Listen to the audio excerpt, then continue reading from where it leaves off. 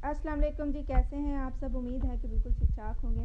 और एक ज़बरदस्त सी गर्मी के लिए ये रेसिपी है, क्योंकि मुझे लगता है कि स्ट्रॉबेरी का जूस ऐसा होता है कि जो हर किसी को पसंद भी होता है और गर्मी में सब इसे शौक़ से पीते हैं, और इफ्तारी में तो स्पेशली ये बहुत ही आम बनने वाला है, क्योंकि आजकल स्ट्रॉबेरी का सीज़न है। तो बहुत ही ख़ास ये रेसिपी आपके लिए लेकर आई हूँ, और कोशिश करूँगी इंशाल्लाह ताला आपको समझ आए कि किस चीज़ से हमारा ये जो स्ट्रॉबेरी का शेक है किस तरह से अच्छे तरीके से बनेगा और मज़ेदार बनेगा। ठीक है।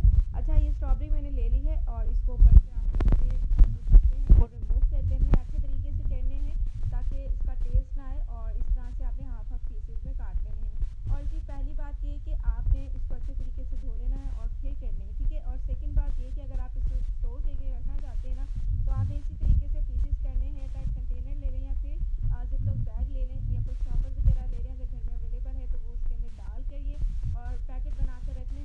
उतने पैकेट बनाने हैं आपने जितना आप एक टाइम के लिए यूज़ कर सकते हैं। मीन्स के अगर आप एक जग बना रहे हैं तो आप उस हिसाब से रखिएगा, ताकि जब आप निकालें तो उसको जूसर के अंदर डालें जल्दी से और इसको तैयार कर लें एकदम। ठीक है। और फिर थर्ड बात ये है कि अगर आप इसके अंदर चीनी डाल के भी स्टोर करना चाहते हैं तो भी इसके अंदर डाल के ऐड करके स्टोर करें, उससे भी आपको बहुत फ़ायदा होगा। आपको चीनी डालने की ज़रूरत नहीं, जूसर में इस तरह से डालकर आप इसको जूस बना के सर्व कर सकते हैं। अच्छा जी, जूसर ले लिया है मैंने, और ये जो स्ट्रॉबेरी इसके अंदर डाल दी है, जितनी हमने एक पैन में डाली है, गैस पे डाली है, ताकि नीचे नीचे रहे, ऊपर जग के ऊपर तक ये ना आ जाए। ठीक है। दूध इसके अंदर ऐड कर लेना है, और फुल फैट भी दूध होना चाहिए, बिल्कुल खाली अच्छा दूध होना चाहिए।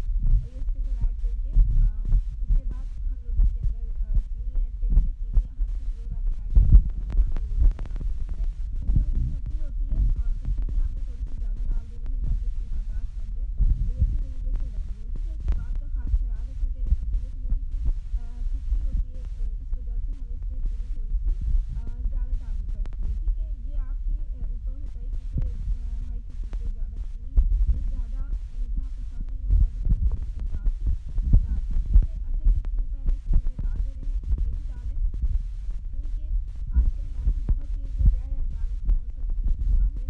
और क्योंकि गर्मी चली गई है और सर्दी चली गई है, और गर्मी ने अचानक से हमें घेर लिया है, तो फिर अब ठंडा पानी तो लाजमी पिया जाता है, तो आप इसके अंदर डालें। और फिर मिल्क शेक होगी, इसके अंदर बर्फ़ लाजमी डाला करें, क्योंकि मिल्क शेक इस तरह से पिया नहीं जाता। आपने इसको अच्छे तरीके से ब्लेंड कर लेना है और बर्फ़ डाल के ज़रूर करें, ये अच्छा सा झाग आपको आ जाएगा और फ्लफ़ी सा ये बनेगा। ठीक है।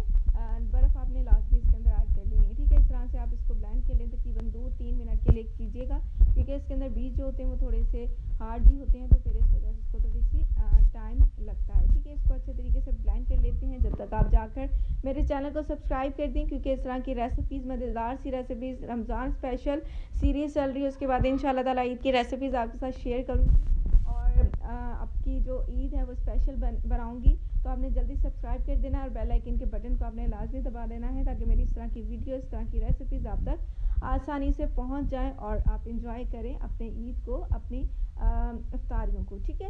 अच्छा, अब ये प्यारा सा एक इसके अंदर ले लेते हैं हम ग्लास, और फिर हम इसको सर्व करते हैं। बहुत ही मज़ेदार सा फ्लफ़ी सा हमारा ये जूस बना है, और बहुत ही दिखने में ये मज़ेदार है। देखिए, बहुत ही मज़ेदार। अच्छा जी, सेकेंडली बात ये है कि स्ट्रॉबेरी फ्लेवर है, तो इसके अंदर आइसक्रीम मिक्स करके बच्चों को दें, बहुत ही शौक़ से ये मिल्क शेक वो लोग पियेंगे, क्योंकि और ये देखें जी, मज़ेदार सा ये रेडी है, बच्चों की ख़ास पसंद होती है, और ऑनेस्टली मुझे भी बहुत पसंद है स्ट्रॉबेरी का मिल्क शेक, और ऑल्सो मैंगो का भी इंशाल्लाह ताला उसकी रेसिपीज़ भी देंगे।